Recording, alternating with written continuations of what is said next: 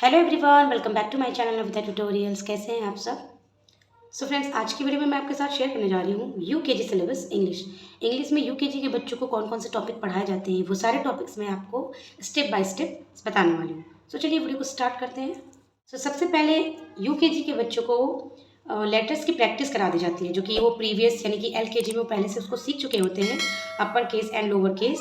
उनको दोबारा से इनकी प्रैक्टिस कराई जाती है।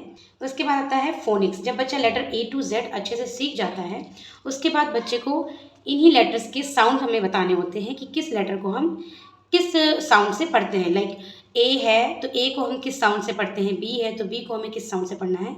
जैसे ए एप्पल, बी ब बॉल, सी क कैट। तो ये होते हैं फोनिक्स साउंड्स यानी कि लेटर्स के साउंड्स। उसके बाद जब बच्चा फोनिक्स को अच्छे से सीख जाता है, देन हमें बच्चे को सिखाना होता है वॉवेल एंड कॉन्सोनेंट्स। हमें यहाँ पे बच्चे को बताना होता है कि हमारे 5 वॉवेल्स होते हैं, ए ई आई ओ एंड यू। ये हमारे 5 वॉवेल्स होते हैं। इसके बाद जितने भी लेटर बचते हैं वो सारे हमारे होते हैं कॉन्सोनेंट्स, यानी कि ए के बाद में B C D F G H J K L M N P Q R S T V W X Y Z. ये जितने भी लेटर बचते हैं इनके अलावा वो होते हैं कॉन्सोनेंट्स। उसके बाद हमें बच्चे को वॉवेल एंड कॉन्सोनेंट्स का कॉन्सेप्ट बताने के बाद हमें उन्हीं से रिलेटेड कुछ वॉवेल वर्ड्स बच्चों को सिखाने होते हैं, जिन्हें हम सीवीसी वर्ड्स भी कहते हैं। सीवीसी मतलब होता है consonant, vowel and consonant. Consonant, vowel and consonant, इनसे बनता है सीवीसी वर्ड, यानी कि बी ए टी। बी क्या है? कॉन्सोनेंट है, ए हमारा वॉवेल है एंड टी कॉन्सोनेंट है। तो सीवीसी वर्ड्स मतलब इस टाइप के वर्ड, यानी B A T bat, C A T cat, R A T rat, ये हमारे सीवीसी वर्ड्स होते हैं। तो हमारे जितने भी वॉवेल्स होते हैं, vowel A E I O you, इन सभी से रिलेटेड जितने भी वॉवेल वर्ड्स होते हैं हमें बच्चे को वो रीड कराने होते हैं, वो सिखाने होते हैं। Like P E N pen, P I N pin, P O T pot, P U T put. इस तरीके से हमें वॉवेल रिलेटेड जितने भी वर्ड्स होते हैं, सीवीसी वर्ड्स होते हैं, उनकी प्रैक्टिस बच्चों को करानी होती है। देन बच्चा जब वॉवेल सीख जाता है, उसके बाद हमें बच्चे को सिखाना होता है आर्टिकल ए और एन। वॉवेल अगर बच्चा अच्छे से सीख जाता है तो हमें उसको आर्टिकल कराने में बिल्कुल भी प्रॉब्लम नहीं होती है, बिकॉज हमें बच्चे को सिर्फ एक ही मेथड बताना है कि जहाँ भी वॉवेल से कोई वर्ड स्टार्ट होता है वहाँ पे हमें एन का यूज़ करना है, एंड जितने भी वर्ड्स हमारे कॉन्सोनेंट से स्टार्ट होते हैं उन्हें हमें उसके आगे हमें ए का यूज़ करना है। मान लीजिए यहाँ पे है B A T bat. So bat, B क्या है? हमारा कॉन्सोनेंट है। क्योंकि कॉन्सोनेंट है इसलिए हमें कॉन्सोनेंट, अगर फर्स्ट लेटर हमारा कॉन्सोनेंट है तो हमें उससे पहले वहाँ पे ए का यूज़ करना है, यानी कि अ बैट। इसी तरीके से अगर कोई भी वर्ड मान लीजिए हमारा वॉवेल से स्टार्ट है, मान लीजिए आउल, तो आउल, ओ क्या है? वॉवेल है। सो वॉवेल से जब कोई चीज़ स्टार्ट होती है, कोई वर्ड स्टार्ट होता है, तो उससे पहले हमें यहाँ पे ए एन एन का यूज़ करना होता है। तो जब बच्चा वॉवेल एंड कंसोनेंट्स को अच्छे से सीख जाएगा तो वो आर्टिकल को भी अच्छे से सीख जाएगा। देन आता है राइमिंग वर्ड्स। राइमिंग वर्ड्स को बच्चे को जो मिलते जुलते वर्ड्स होते हैं उनकी प्रैक्टिस कराई जाती है। Like band. सो बैंड से मिलता जुलता वर्ड है सैंड, हैंड, ये हो गए राइमिंग वर्ड्स। इसी तरीके से टेंट, पेंट, सेंट, ये हो गए राइमिंग वर्ड्स।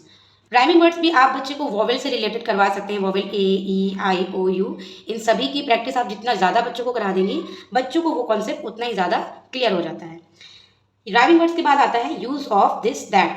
दिस दैट का कॉन्सेप्ट सिखाने के लिए आपको बच्चे को बताना है जो चीज़ हमारे पास हो और एक हो तो वहाँ पे हमें दिस का यूज़ करना है। मान लीजिए हमारे पास एक पेंसिल है पास में हमारे, तो हम वहाँ पे बोलेंगे दिस इज़ अ पेंसिल। वही पेंसिल अगर हमसे दूर होती है तब हम वहाँ पे दैट का यूज़ करते हैं, that is a pencil. Then आता है use of these those. These those, this that का ही प्लूरल फॉर्म होते हैं। जब कोई चीज़ एक होती है तो हमें दिस का यूज़ करना होता है, बट जब कोई चीज़ एक से ज़्यादा होती है और हमारे पास होती है तब हमें वहाँ पे दीज का यूज़ करना है। इसी तरीके से दैट का यूज़ हम किसी एक चीज़ के लिए जो दूर हो उसके लिए करते हैं। मान लीजिए पेंसिल हमसे दूर है और एक है, तब हम वहाँ पे दैट का यूज़ करते हैं। एक से ज़्यादा होने पर हम वहाँ पे दोज का यूज़ करते हैं, those are pencils. He and she, he and she का यूज़ हम बच्चों को सिखाते हैं कि जब भी कोई मेल होता है तो मेल कैटेगरीज के लिए हमें हमेशा ही का यूज़ करना होता है। लाइक मान लीजिए फादर हैं, ब्रदर हैं, या फिर पोस्टमैन, ग्रैंडफादर, अंकल, इन सब के लिए हमें ही का यूज़ करना होता है। एंड शी का यूज़ हमें फीमेल कैटेगरी के लिए करना है, लाइक मदर, सिस्टर, आंटी। उसके बाद आता है प्रेपोजिशंस। प्रेपोजिशन कई टाइप्स के होते हैं, like in, on, under, between. So हमें बच्चे को इनके बारे में बताना है कि प्रेपोजिशन क्या होते हैं, लाइक हमें इन का यूज़ कहाँ करना है, ऑन का यूज़ कहाँ करना है, अंडर का यूज़ कहाँ करना है, एंड बिटवीन का यूज़ कहाँ करना है। उसके बाद आता है जेंडर्स। जेंडर्स में हमें बच्चों को बताना है कि जेंडर 2 टाइप्स के होते हैं, masculine and feminine gender. Masculine में वो सारे आते हैं जैसे कि मेल्स, जितने भी मेल्स होते हैं वो सारे मैस्कुलिन जेंडर में आते हैं, एंड फेमिनिन वो होते हैं जिसमें फीमेल्स आती हैं। उसके बाद आप बच्चे को सिखाते हैं ऑपोजिट वर्ड्स। ऑपोजिट वर्ड्स में बच्चों को सिखाया जाता है जैसे कि front, back, up, down, near, far, in, out, come, go. ये सारे वर्ड्स जो होते हैं ये होते हैं ऑपोजिट वर्ड्स। देन आता है एक्शन वर्ड्स। एक्शन वर्ड्स में हमें बच्चों को कुछ action words like laughing, crying, smiling, writing, reading, jumping, clapping, ये सारे एक्शन वर्ड्स बच्चों को सिखाने होते हैं। उसके बाद आते हैं साइट वर्ड्स। साइट वर्ड्स वो होते हैं जो जब भी हम कोई स्टोरी को रीड कर रहे होते हैं वहाँ पर हम देखते हैं कि कई सारे वर्ड्स ऐसे होते हैं जो बार बार उस स्टोरी में रिपीट होते हैं, जैसे कि द, एंड, एट, इन। ये सारे वर्ड्स ऐसे होते हैं जो कि बार बार रिपीट होते हैं, तो इन्हीं वर्ड्स को हम कहते हैं sight words. For example A,